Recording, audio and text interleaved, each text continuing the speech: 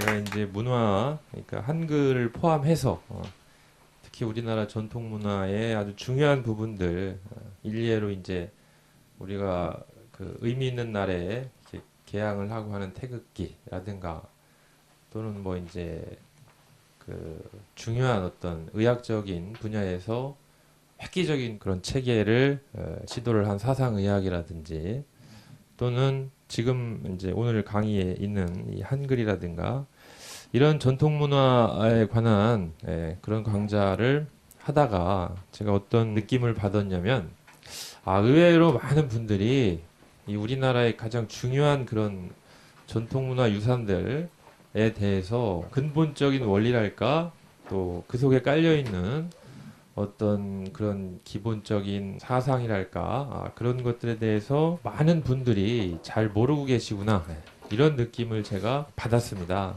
그래서 특히 그 중에 이제 한글도 그 중에 하나라는 생각이 들어요. 물론 이제 전공하시는 분들이나 이제 이런 분들 같은 경우는 그런 부분에 대해서 인지를 하고 계시는데 사실은 대부분의 많은 그 분들이 심지어는 이제 뭐 그 국어 교사 선생님까지도 잘 그런 거에 대해서 이제 모르시는 경우가 있고 그러더라고요.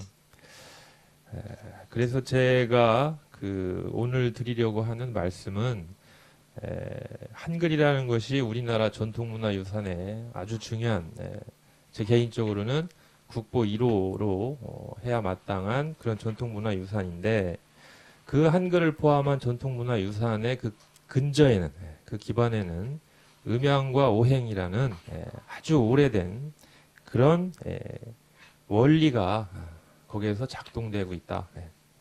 그런데 이제 그 원리에 대한 어떤 그 이해도가 높아지면 한글을 쓰면서도 그런 어떤 용도랄까요? 그 한글의 어떤 확장력 이런 것들이 자신감이 붙고 또 그리고 그런 활용도가 굉장히 다양해지고 또 어떤 질적인 그런 재고도 할 수 있을 것이다. 이제 이런 생각을 했습니다. 그래서 오늘 준비한 자료는 어떤 한글에 관한 이제 어떤 그 원리 그런 것들도 물론 이제 이야기가 될 거고요. 큰 틀에서 이 강의가 그리고 또 이제 역사적인 부분 심지어는 저기 이제 단군 시대에 그러니까 우리가 흔히 알고 있는 한자 한문이라는 것의 어떤 기원 그리고 가까이는 지금 이제 벌어지고 있는 훈민정음 해례본을 두고 이제 지금 소송이 붙어 있죠. 뭐 그런 어떤 역사적인 그런 부분들 그리고 중요한 것은 이런 이제 한글이 또 어떻게 지금 내가 살고 있는 이 현실에서 어떤 그 의미 내지 기능 어떤 유용성을 찾을 수가 있을까 이런 부분들까지 두루두루 이렇게 편안하게 같이 이렇게 말씀 나누면서 한번 정리를 해보겠습니다. 동양 전통 문화의 근본 원리가 음양과 오행이다. 이제 이런 주장은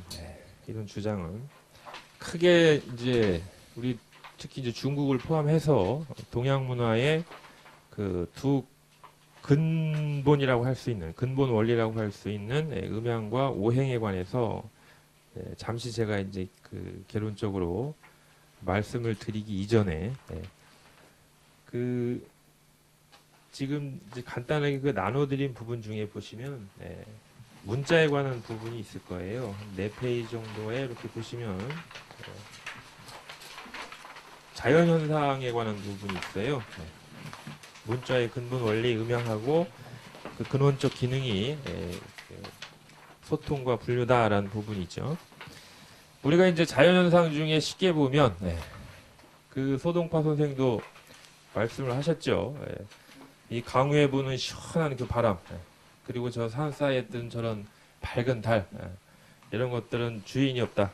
그래서 마음껏 쓰고 즐겨라. 이제 그런데 그 청풍에서 나는 그 소리 그리고 이 달에서 이렇게 느껴지는 그런 빛깔 이런 것들이 사실은 우리가 쓰고 있는 인문학의 가장 근원이다. 이게 그 제가 말씀드리고 싶은 대전제입니다. 그래서 문자의 근본 원리라는 것도 자연에서 그거에 대한 힌트를 얻어야 한다. 그래서 이제 그 천둥과 번개 얘기를 이제 해놓은 거예요. 번개가 이제 치면 번개가 번쩍하면 이제 거기에 이제 천둥이 뒤따르죠. 근데 사실은 번개라는 것과 천둥이라는 것은 일체 이명이죠. 잘 아시겠지만 그 빛의 속도가 소리의 속도보다 빠르다 보니까 먼저 번쩍하고 이제 빛이 보이고 그리고 이제 우리 귀에 소리가 들리죠. 하지만 중요한 것은 그 눈으로 보는 그런 형상이라든가 그리고 귀로 듣는 소리라는 것은 일체라는 거죠. 그렇기 때문에 우리가 관세음, 관세음 모살 하면 볼관, 인간세, 소리음, 세상의 소리를 본다. 소리를 어떻게 보나요? 그런데 보는 거죠. 소리를. 그리고 청천하, 우리가 수염 청정한다. 천하를 듣는다.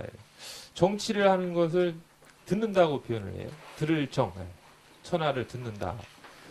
그래서 이 문자라는 것도 가만히 보면은 눈으로 볼 수 있는 부분이 있고 귀로 들을 수 있는 부분이 그 두 가지가 뗄래야 뗄 수가 없다는 것이죠.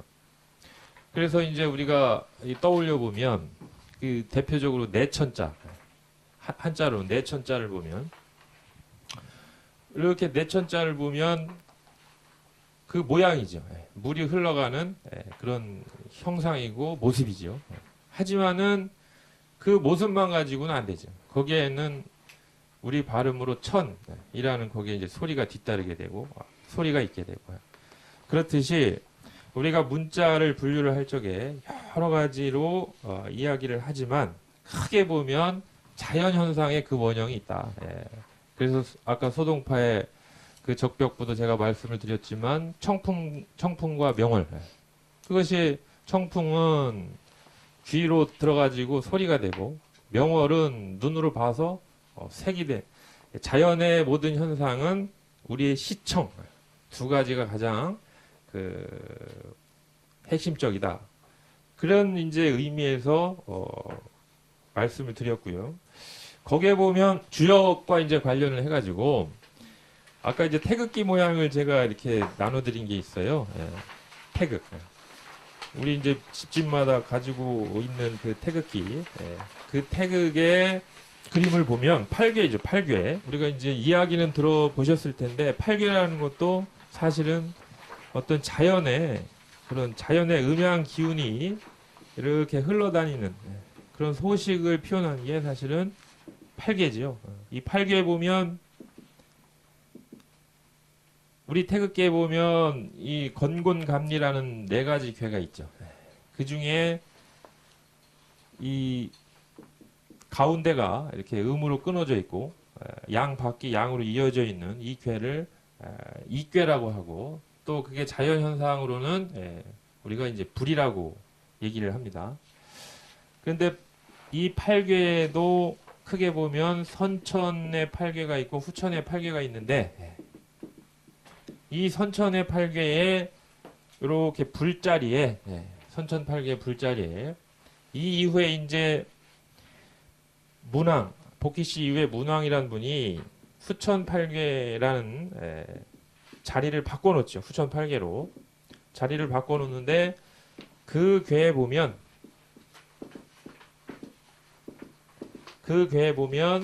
선천의 불자리에 후천에 우레라는 이 진괴가 찾아옵니다.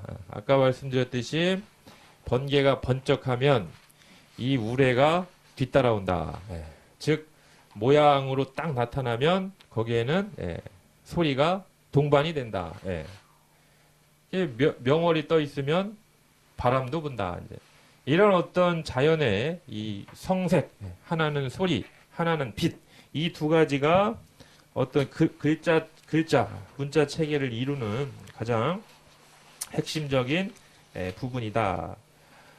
그런데 그 음양을 거기에 보면 하나는 그래서 양에 속하고 하나는 음에 속한다고 이야기를 할 수가 있지요.